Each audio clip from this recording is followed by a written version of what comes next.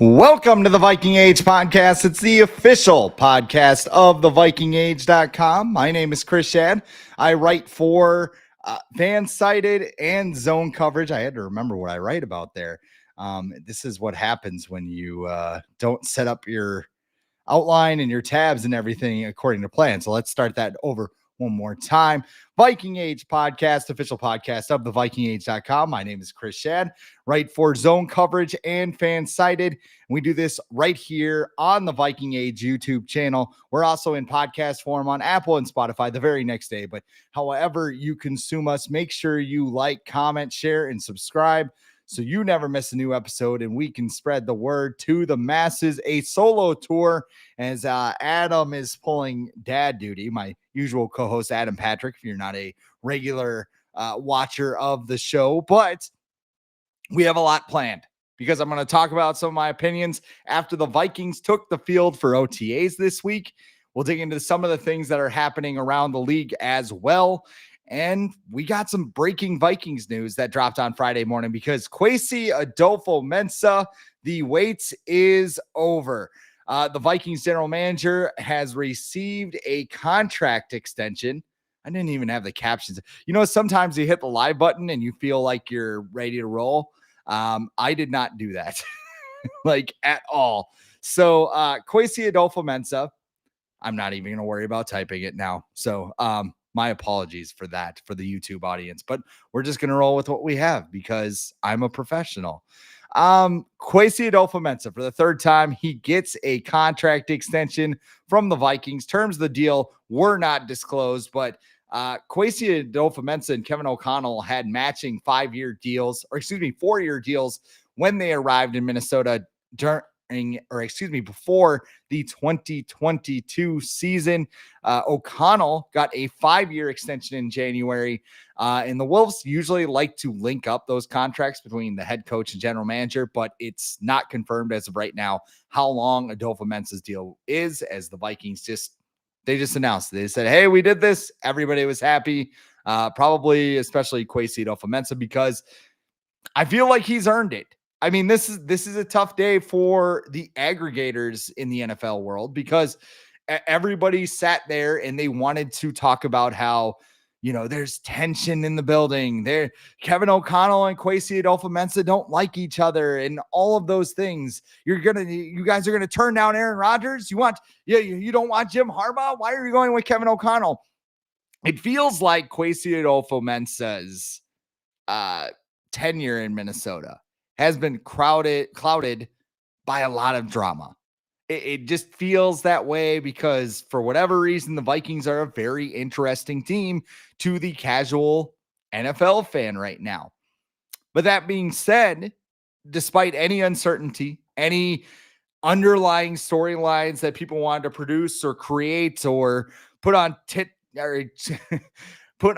TikTok or whatever, I got crossed between Twitter and TikTok. Seth Rollins had a comment calling it the Twit Talk, and I wanted to use that, and I just totally butchered the line. Great start to this episode, but I think it's 100% the right move to double down on Kwesi Adofo-Mensah. We like to meme him a lot, you know, the competitive rebuild thing. That was like, what the hell's going on? Do the Wolves just want to go 9-8 every year and just kind of be in the hunt? There's the let Kwesi cook meme. Sometimes people use it for good things. Sometimes people use it for bad things. We all get a laugh out of it. Those are good things with Kwesi Adofo-Mensah since he's come aboard in Minnesota. But I think the truth is that he's just really damn good at his job. And has he batted 1,000? No. The 2022 draft class, one of the worst in Vikings history. And if you can find some others in NFL history, it probably belongs to the Browns or the Jets. But Ryan Poles was a finalist for this job, remember? And he wanted to tear everything down to the studs. He wanted to get rid of everything. He probably didn't want to trade Justin Jefferson or like Christian Darrisaw or some of the fundamental pieces, but he wanted to go scorched earth rebuild, dumpster fire you could see from Mars, and just tank, get picks, and then whatever. And he's executed that plan as far as personnel goes. He got his number 1 overall pick. He actually got it 2 years in a row, and he was able to turn one number 1 overall pick into another number 1 overall pick and like 4 other picks, including Caleb Williams, the number 1 pick in the 2024 draft. But the Wills told him no. They're like, you're not going to tear everything down. You're not going to, scorch earth. We want to be, in their words, super competitive, which was another Vikings meme. And Ryan Poles said, okay, I'm going to go work for Carter Pewterschmidt in Chicago, and I'm going to do what I want to do. And to his credit, he's done that. Now, Kwesi, when he came in, he was a former Wall Street guy, and everybody's like, what are you doing? Why would you give this guy the general manager thing without a football background? And, if you talk to a Twins fan, it's the same thing where Derek Falvey had a background in baseball, but he's very analytically driven. So like old people, I'm not going to say like myself because I use analytics in my article all the time, but a lot of people are like, baseball, what are all these newfangled numbers like whiff rate and strikeout rate and all this? Like it totally threw them off guard. And sometimes when the Twins make a bad decision, it's the first thing that fans mention. Kwesi gained the Wells Trust in 2022 with a team that should not have won 13 games because I think a lot of them were one score wins. Their only loss came in the playoff loss to the Giants. Felt like one of those horseshoe years, but as Vikings fans and really just Minnesota sports fans in general, we're just looking for anything we can cling to as far as, hey, this team is good. Can they win a championship? You have a small hiccup in the 2023 season. Part of that is Justin Jefferson and Kirk Cousins both get hurt. There's a little bit of uncertainty, like, hey, do we really like these guys? Which is kind of insane when you look back on it because there was a very good reason. But I mean, coaches and general managers are never going to accept that excuse. They're just going to be like, we have to win with the players we have. We didn't build the roster we needed to. Here we are. The following year, 14 wins. They have a shot at the home field advantage in the NFC playoffs. And if you're keeping track at home, Kwesi Adofo-Mensah has a 34-17 record in his first 3 seasons as general manager, while Ryan Poles is 15-36. So it feels like after everything, the Vikings made the right decision. And I know what some of you may say when I bring up that record. You might say, oh, Kevin O'Connell is a bigger part of this than Kwesi ever is. His drafts suck. He can't get anybody in the mid rounds. Well, Kwesi O'Connell, Kwesi Adofo-Mensah chose Kevin O'Connell over Jim Harbaugh. Because remember, that was the guy everybody wanted. Everybody was super excited for a week. He came to TCO Performance Center, didn't get the job. They hired Kevin O'Connell, and we're sitting here like, are you just catering to Kirk because of his previous commitment? Kirk Cousins, of course. And we were all just kind of confused by it. But you look at what the overall product is compared to where it was when Mike Zimmer and Rick Spielman were fired, and he has done a tremendous job without having to, burn this thing to the ground. Like I said, I mean, for the first time since 2018, Minnesota is an attractive destination for anybody good at football right now. Because you got Kevin O'Connell as the head coach. He's got a clean culture on the field and in the locker room. And Adofo-Mensah just has kind of, brought this. I don't really know what to say. There's a human element to the Vikings that was not there, a couple years ago. And I mean, when you hear Kevin O'Connell talk, sometimes you feel like you're listening to an AI machine talk about football, but it just feels like there's a natural element, and people relate to that. Players relate to that now. I mean, the Wills have chipped in with the facilities, the TCO Performance Center in Eagan, US Bank Stadium in Minneapolis. Those are both things that you can use to draw free agents, but you can have those things and still have an awful team on the field. So we look at where the Vikings are right now, and everybody is at OTAs. It is nearly perfect attendance for OTAs. Everybody is locked in. Everybody is dialed in. And this was stuff that wasn't even happening when Mike Zimmer was at the height of his powers. You know, you had Daniil Hunter asking for a raise every year. You had other off the field things. I mean, in 2018, Kirk Cousins launched a ball onto the highway and Mike Zimmer was bullying John DeFilippo because he didn't like his offense. Things have changed, and they've changed for the better. And it does not mean that Kwesi Adofo-Mensah is going to be a Hall of Fame general manager and things are going to continue to get better, because progress isn't always linear in the NFL. But I feel like, you know, if you say this is a good move and you really like it and the Vikings made the right decision and we shouldn't have worried all along, you're not going to sell newspapers or in today's media, online subscriptions or likes, social medias on the TwitTok. Yeah, now I got it. All of those things come together. And that's why I think this is a good move. So Kevin O'Connell's locked up for the next 5 years. Kwesi Adofo-Mensah is locked up for the foreseeable future. Other notes with the moves, Ryan Grigson and Demetrius Washington, who were both in the front office before, they have both been promoted to assistant general manager. Don't think it hurts anything.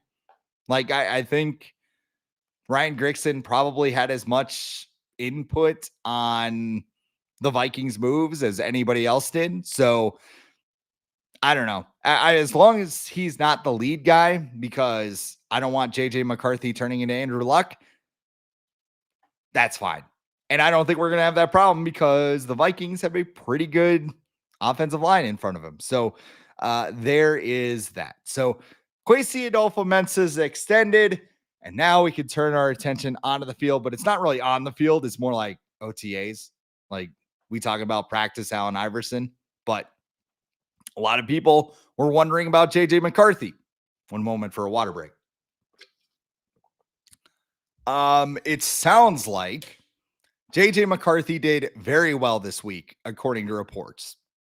Journalists who are out at TCO Performance Center watching practice said he's got a big arm, looked pretty poised, all the things you would want for a guy in shorts and shells. And maybe you have Aaron Rodgers sitting in the bushes, just kind of like with his voodoo doll, just like, come on, fail. I want to be a Viking. I want to be a Viking.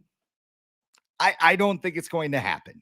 Like, I feel like something catastrophic needed to happen, and it still could. This is the Minnesota Vikings after all.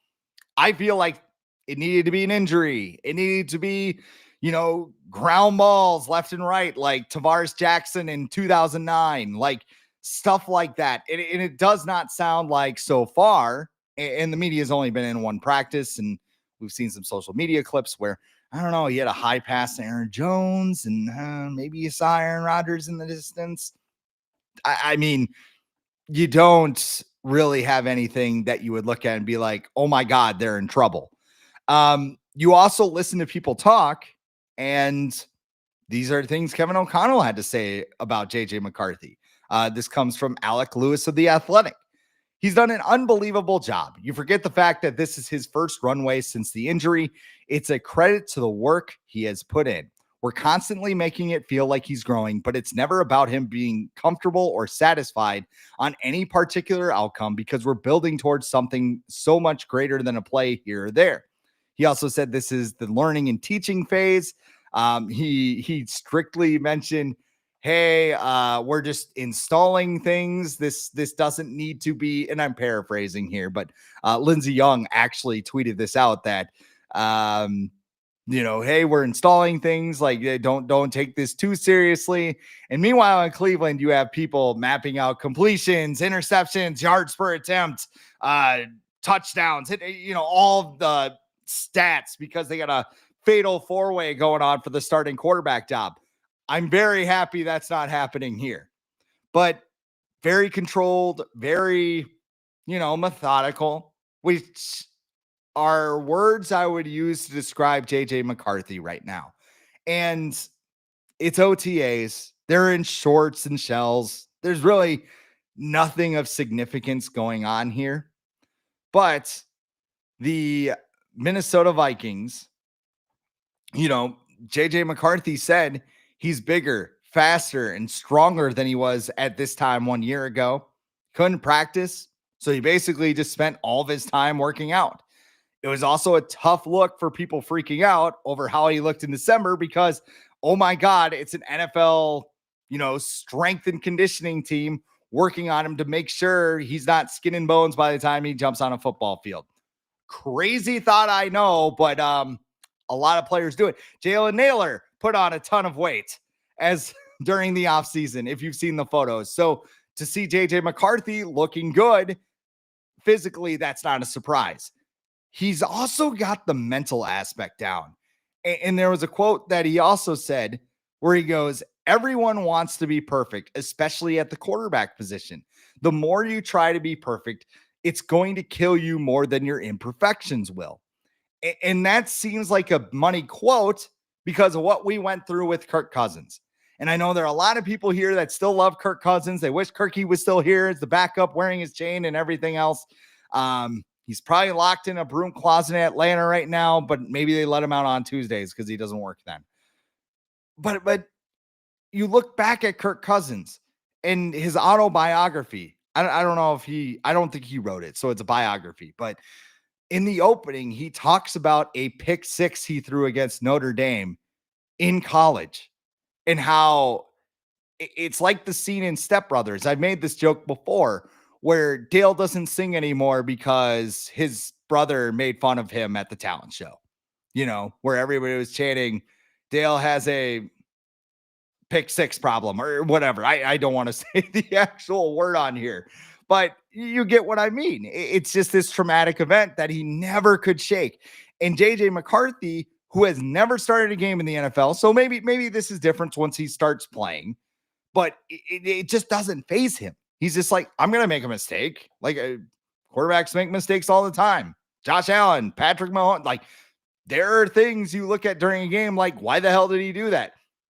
Even the best players make mistakes. And I think that acceptance is going to allow him to take more risks, which is something that Kevin O'Connell always wanted Kirk Cousins to do. There's also a fine line to walk because Sam Darnold was willing to take those risks, but they were at the risk of, smaller plays underneath. And the Vikings didn't have a lot of playmakers underneath to make those plays where you have a short pass and it turns into long yards after catch. It's something they're hoping that Ty Felton can do for them, their third round pick. But it just feels like he's on the same page as Kevin O'Connell. And that's different than what we've seen throughout the first couple of years where, there were times, the joke is the coach is holding a PlayStation controller and he's controlling the quarterback, like Sean McVay and Jared Goff in Los Angeles. Kevin O'Connell's trying to hotwire Kirk Cousins' brain to let him know it's okay to make a mistake. I'm not going to get mad at you like the last coach did. All of these things, like you have to be willing to make a mistake. And if you are, you're going to have a bigger reward. Now, how often the mistakes happen, that's another conversation. But I don't think he's afraid to fail. And that's great. I think, when you look at other guys like Joshua Dobbs, Jaron Hall, Nick Mullins, they were the PlayStation controller quarterbacks. Sam Darnold was very Kirk-like where he can make plays if everything was on schedule, but if something went wrong, it was, oh my God, short circuit time, like it was in the Detroit and Los Angeles games at the end of the year. JJ McCarthy, he's got the mobility to make those plays downfield.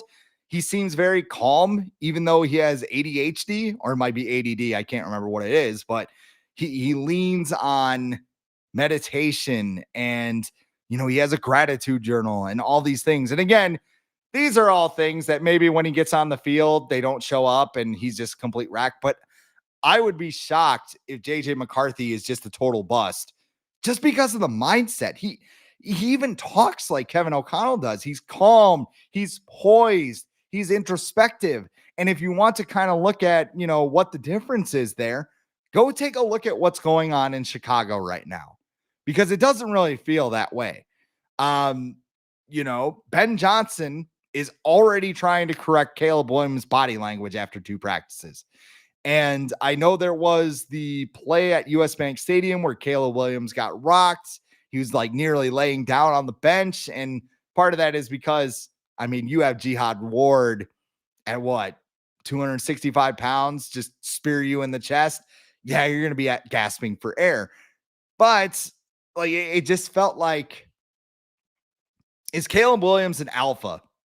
Let's put it that way, because, you know, you can see the Wild had. I listen to What Chaos. That's one of the podcasts that I've discovered that's been really good. If you're a hockey fan, I'd suggest you check it out.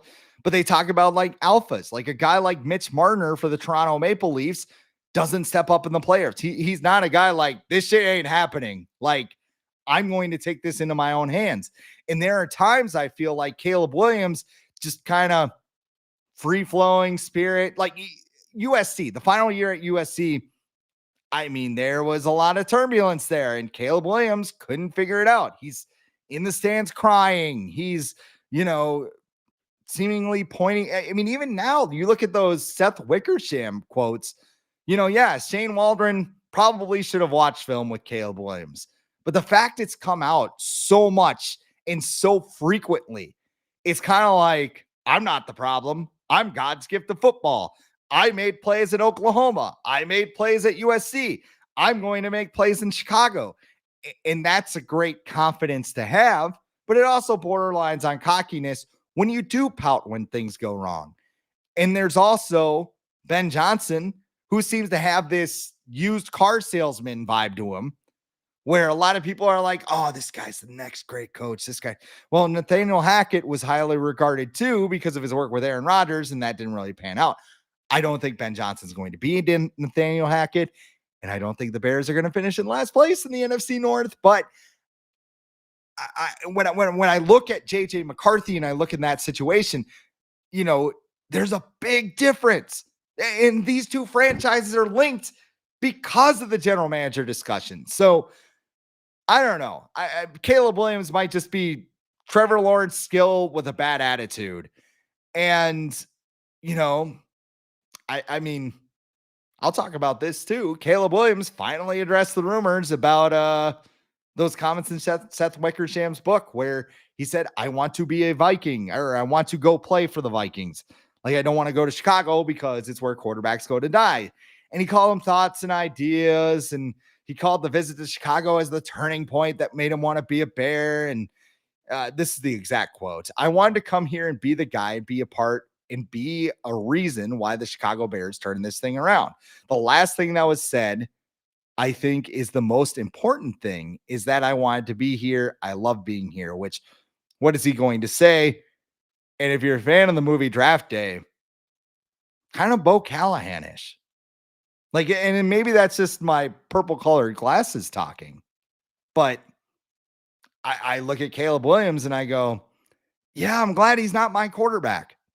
Maybe he proves me wrong and he puts up this monster season, but you know, there's no guarantee that JJ McCarthy will pan out.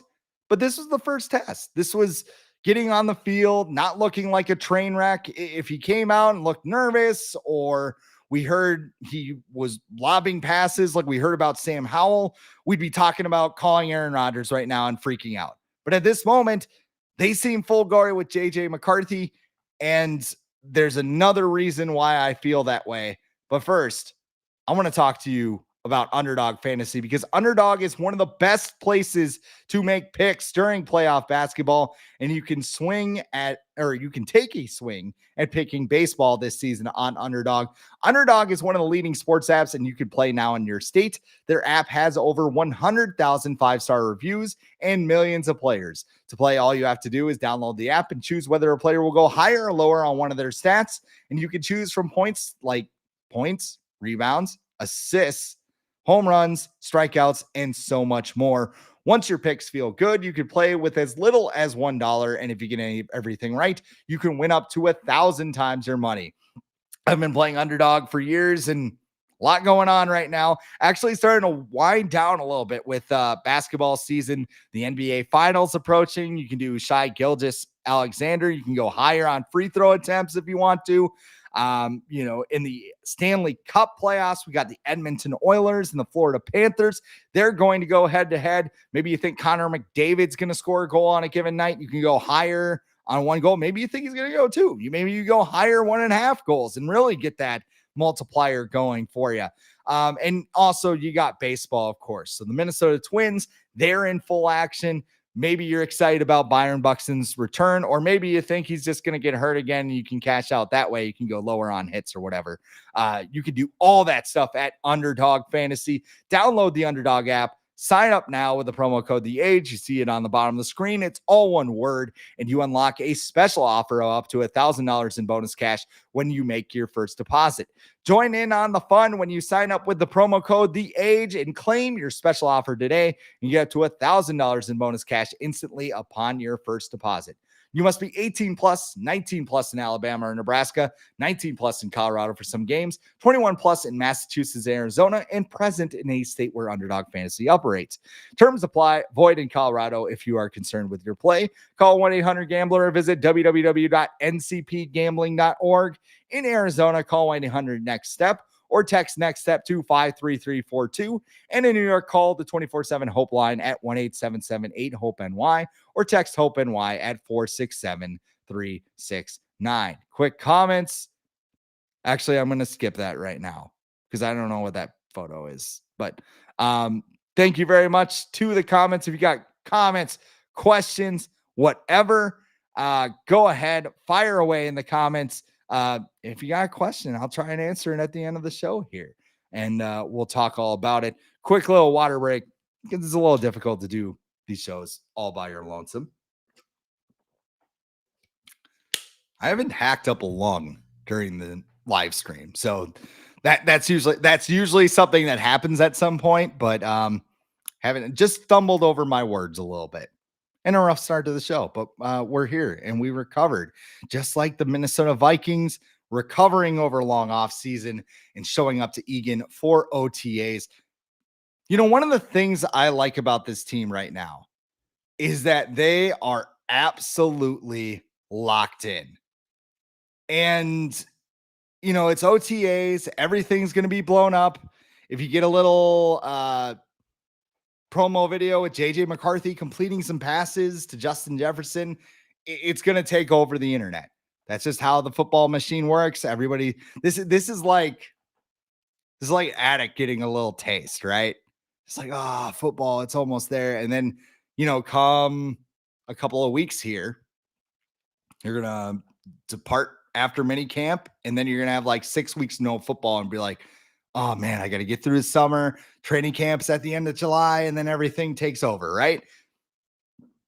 The Vikings basically had perfect attendance this week, with the exception of Christian Darrisaw and Will Fries, who we may not see until training camp due to their injuries. But big developments, I mentioned it earlier, TJ Hawkinson looks great. This time a year ago, I jinxed myself. There's the cough. But this time a year ago, TJ Hawkinson was like, I don't know when I'm going to play, guys. I had a pretty bad injury, but he's out there. He's looking good. Christian Darrisaw is going to be a situation to monitor because he had a similar injury, but he also suffered it in October compared to December. So maybe you're looking at, maybe he'll be ready. Maybe he misses the first couple of weeks. But it's just something to keep an eye. It's nothing. I'm not overly concerned. Like, oh my God, there's going to be a setback and he's going to be out till November. Those are things you kind of have to watch for. Jalen Nailor's another guy that I mentioned earlier, but he got in the gym and he bulked up. He's got that playmaker number. He's wearing number 1 now. That photo was circulating on social media where he's standing next to Justin Jefferson and Jordan Addison. And it was like, there's no way that's Jalen Nailor. Apparently it is. And he apparently knows that there's an opportunity in front of him because we're sitting here with Jordan Addison. Is he going to get suspended for last summer's DUI arrest? A lot of things going on in the receiver room. And Jalen Nailor also knows that if he performs well while Addison is out, he's going to make a lot of money this offseason because teams overpay for receivers on the free agent market. So there's a lot going on here.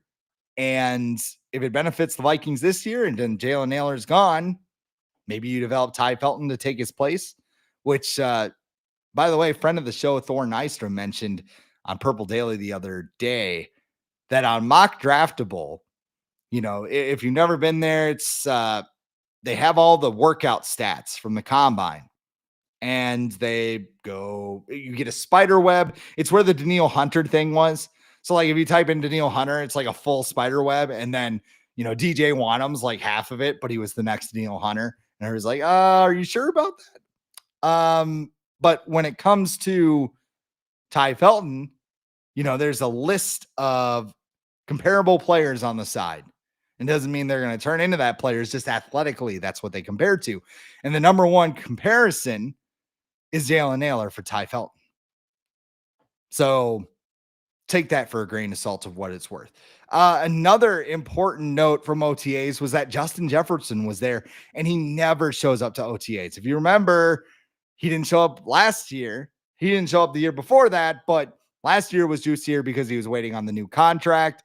Top 5 trade destinations, Justin Jefferson, we go put him with Pat Mahomes, that sort of thing. But he's there. He's working out with JJ McCarthy. Everybody is there. Like, it's something that's not lost on me when Stephon Diggs is on a boat with a bunch of Instagram models having a good time. Lots of things happening elsewhere in the NFL. But Justin Jefferson is there. He's catching passes from McCarthy. Everybody else is there to kind of get their legs. Like, this team understands that last year cannot be a pop-up year. And it shouldn't be, because most of the players are in the prime of their career. They're a little older. I mean, you have some guys like Harrison Smith that are age 36, but for the most part, this is a foundation that should have multiple bites at the apple, which again is a credit to Kwesi Adofo-Mensah. And, every year in recent Viking history, the Vikings have had a good year and they've immediately cratered. Excuse me. I'm sorry. If you're watching it on YouTube or even the audio version, you're probably getting a good laugh out of that, because I cocked off and I said, oh, I haven't coughed yet on this episode. Now the throat's like, all right, playtime's over. Every year in Viking history, the Vikings have had a really good year and they've created the following year. You look at 2017 to 18, 2019, you win a playoff game. You go to 2020, which was a disaster. You had a better year in 2021, but it really wasn't great. 13-4 in 2023, 7-10 in 2020. Oh, 2022 was 13 wins. You get the idea. Like, it just seems like every year they have a really good year, then they have a really bad year. Really good year, really bad year. They want to be consistent. And the schedule is tougher. You have a new quarterback that has never started a game before. But I think this team's ready for the challenge because, again, it's about vibes. Matthew Collar mentioned that on the Purple Insider podcast, that in 2018, the vibes were off. We brought that example up. Last year, everybody was really excited and they wanted to prove people wrong because they had 6.5 wins as their Vegas over-under total. And the last thing that I'll leave you with is something that Sam Darnold said, and you can read about it at the Viking Age. But he was on the Rich Eisen show, and he was talking about his time with the Vikings. Of course, Darnold left this offseason. He's now a member of the Seattle Seahawks. And he told Rich Eisen it was just a special team to be a part of. Even from the beginning, people not necessarily thinking we're going to be a great team. And for us to just be able to win 14 games, like I continue to mention, we took it one day at a time. And that was really the theme of the last year. And that's kind of been my theme throughout the entire journey. He also described the locker room celebration after the Week 17 win over the Packers as something he'll never forget. And it ended in failure. Most seasons do, but I think it's what the Vikings can do at their best. Again, they were only supposed to win 6.5 games last year. They nearly doubled that by winning 4. They did double that by winning 14. So you could have gone over twice and cashed in twice. Bets don't work that way, but whatever. But even this year, it feels like a lot of people don't think this can be an elite team. Maybe not 14 wins elite, but just like competing for a division title, competing for home field advantage in that bye that the Detroit Lions got last year. Like a lot of people think they're just going to kind of sink back because, people like, I'll call him out, Chase Daniel, are sitting there going like, well, he's basically a rookie. He's never started a game before. And like I mentioned too, 2018, Patrick Mahomes was an unknown. Now that does not mean JJ McCarthy is going to be Patrick Mahomes. And if he is, great. I would not be against that. But I think JJ McCarthy can have a very solid season. I did a mock draft with Michael Fabiano of SI. I was very fortunate to be a part of that. And we were supposed to give our least favorite pick and our most favorite pick. And my favorite pick, to the surprise of no one, was JJ McCarthy because he doesn't have to do everything by himself. Like, as long as he can drive the car, like I think, the holy grail benchmarks is 4,000 yards and 30 touchdowns, right? That's what Kirk Cousins did every year. So we paid him every year. I think JJ McCarthy can hit that. Even if we're going to do the whole, okay, we're just going to run the ball, we're going to take it easy. And here's the thing.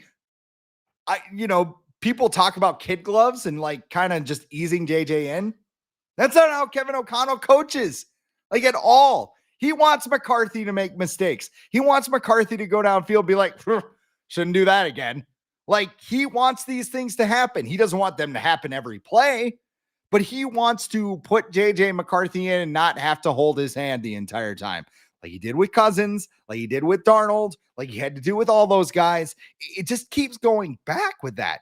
And I mean, I shouldn't slam Darnold as much as I did because he had a hell of a season, but you look at the culture and everything the Vikings have built, they can go in and they can still say, hey, there's a lot of people who still don't believe in us.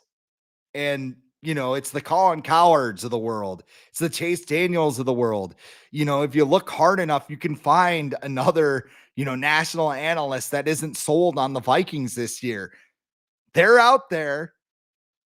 I just think that this team is going to be really good this year. And I think that the attitude going in is going to be the part of it. So it all points to the culture that O'Connell and Kwesi Adofo-Mensah have built since coming in 2022.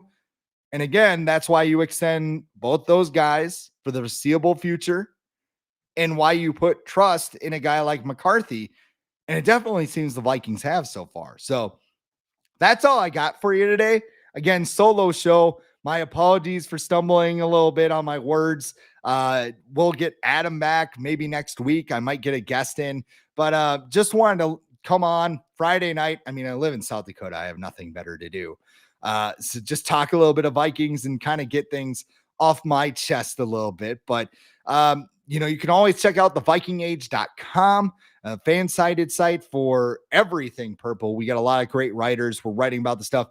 Adam actually wrote about Sam Darnold's comments on the Rich Eisen show if you want to look a little bit more. But a lot of people always going deeper, always trying to find some good takes. Go check them out at the Viking Age. And of course, I write for Fan-sided as well at the Regional Betting Network. If you're interested in what's going on elsewhere in the NFC North, I write Lions articles, I write Packers articles, and I write Bears articles.